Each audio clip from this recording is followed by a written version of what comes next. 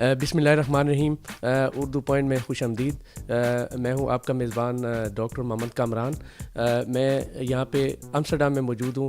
آج میں آپ سے ایک بہت خاص مہمان سے ملاقات کرانے جا رہا ہوں جن کا تعلق تو پاکستان سے نہیں ہے، لیکن پاکستانیوں کا کوئی بھی مسئلہ ہو، مسلمانوں کا کوئی بھی مسئلہ ہو، یا ایون کہ نان مسلم کا بھی جو امیگرینٹس ہیں یہاں پہ ان کا کوئی بھی مسئلہ ہو، یہ اس کا اپنا مسئلہ سمجھ کے، اپنا پرابلم سمجھ کے ان کی ہیلپ کرتی ہیں، اور نہ صرف ہیلپ کرتی ہیں بلکہ ان کو ساتھ لے کے چلتی ہیں جب تک کہ ان کے مسائل جو ہے وہ حل نہ ہو جائیں. اب ہم بات چیت کرتے ہیں کرن خان سے. جی السلام علیکم. وعلیکم السلام. سب سے پہلے میں آپ کو اردو پوائنٹ میں خوش آمدید کہتا ہوں. تو آپ سب سے پہلے اپنے بارے میں تھوڑا سا بتائیے کہ بریفلی کہ آپ کا تعلق کہاں سے ہے اور آپ جو ہے وہ آپ کیا کرتی ہیں. میرا تعلق جو ہے اوریجنل میں کینیا سے ہوں، ایسٹ افریقہ، نیروبی سے. I was born and brought up in Kenya اور میں 1974 سے ایمسٹرڈیم میں ہالینڈ میں رہ رہی ہوں. اینڈ میں جو کام کرتی تھی راج فن کیئر اینڈ واؤ، جو کہ یہاں پہ جتنے بھی ریفوجیز آتے ہیں ان کی ہم لوگ ہیلپ کرتے تھے. And for last 5 years I got 2 organization, HWPL that is something peace for the world, and WFM welfare for migrants. تو آپ بتانا پسند کریں گی کہ آپ بہت سارے جو ہے وہ امیگرینٹس اور جو ہے پاکستانی کے ساتھ آپ کا تعلق رہا ہے، تو پاکستان سے خاص طور پہ آپ کا کیا تعلق ہے اور آپ جو ہے وہ اتنی اچھی اردو بولتی ہیں، اس کے پیچھے کیا راز ہے؟ اردو اسپیکنگ کا تو یہ راز ہے کہ مجھے پیار ہو گیا پاکستانی سے، اور میں نے شادی پاکستانی سے کی ہے، تو اس لیے میرا تعلقات ہے پاکستان کے ساتھ. اور جو میرے ہسبینڈ ہیں وہ پاکستان سے ہیں، اور اردو میری ایک دوست تھی، میں نے ان سے سیکھی تھی. تو آپ ابھی ریسنٹلی ایک جو ہے وہ پروگرام سٹارٹ کر رہی ہیں.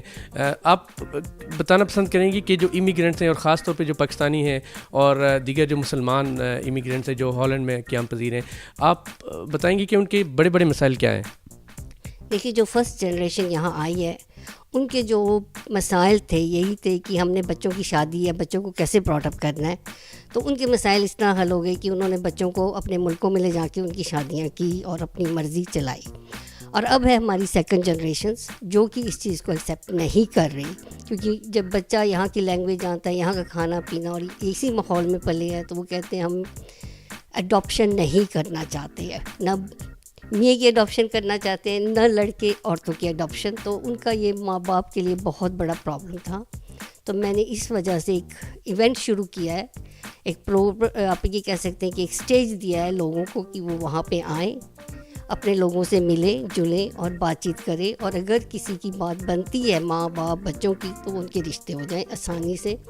کیونکہ ماں باپ کو یہ نہیں پتہ کہ ہم کہاں بچوں کے رشتے ڈھونڈنے جائیں، اور بچوں کو یہ پتہ ہے کہ ہم کہاں ڈھونڈ سکتے، مگر وہ اسٹیپ نہیں لینا چاہتے. تو ہم نے اس لیے ایک پلیٹ فارم شروع کیا ہے جس کا نام ہے ہم تم، اور جہاں پہ ماں باپ اور بچے جب آتے ہیں تو بچوں کو ہم ایک سائڈ پہ پروگرام دے دیتے ہیں تاکہ وہ آپس میں بات چیت کریں، اور بات چیت کرنے سے ان کو پتہ ہوتا ہے کہ یہ ہمارے جیسے ہی ہیں. ان کے دماغ میں جو ایک غلط فہمیاں ہیں کہ ہمارے لڑکیوں کا دماغ خراب ہے، یا لڑکیوں کو بتایا گیا ہمارے لڑکوں کا دماغ خراب ہے، تو دیسی کہ نہیں کہ ہم ایک ہی کنٹری میں جمے پلے ہیں، ایک ہی ہمارا موٹیو ہے.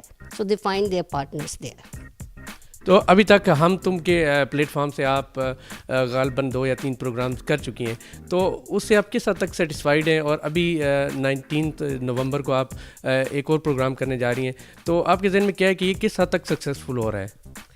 یہ سکسیزفل اس لیے ہو رہا ہے کہ ایک تو ہمارے جو بچے ہیں ان کو پتہ ہے کہ ہمارا یہ مذہب ہے، وہ مذہب سے باہر نہیں نکل رہے، جو کہ بہت اچھی بات ہے، جو کہ ہم چاہتے بھی ہیں کہ ہم اپنے بچوں کو اگر کچھ نہیں تو اپنا مذہب اور کلچر دیں.